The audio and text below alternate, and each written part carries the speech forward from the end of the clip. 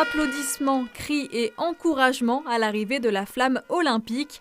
Les élèves de l'école Faubourg de Lyon à Romilly-sur-Seine sont les nouveaux gardiens de la torche ces 2 prochaines semaines. Donc je compte sur vous pour faire un maximum de sport pendant les 15 jours et après aussi, mais surtout pendant les 15 jours. Est-ce qu'on est d'accord ?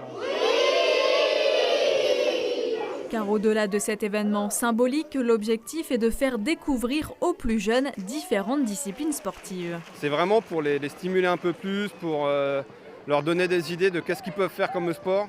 Parce qu'à part le foot, ils ne savent pas forcément faire grand-chose. C'est de créer des souvenirs, créer un engouement, faire en sorte que la pratique de l'EPS dans les écoles soit favorisée, que la rencontre avec le mouvement sportif soit favorisée également. Le porte-flamme a été fabriqué par les élèves du lycée d'Hydro, donc tout est made in Romilly.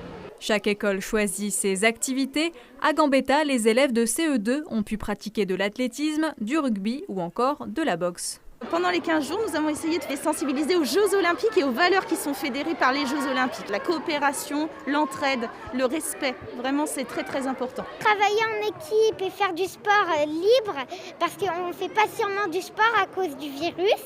Et du coup, moi ça m'a plu, comme ça on a fait quelque chose à partager. Les enfants, il y a 15 jours, ont pratiqué le rugby. Il y a certains enfants qui ne savent même pas ce que c'est que le rugby. Les Jeux Olympiques, pour eux, c'est loin. Les enfants ont du mal à se projeter.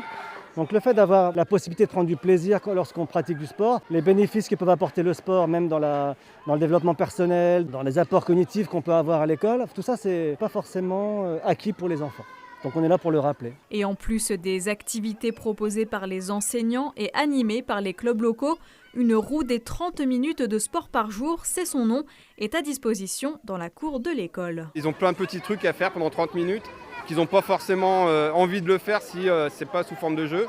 Et de façon ludique, on amène plein de choses. On a tous de plus en plus conscience que les enfants se mobilisent de moins en moins.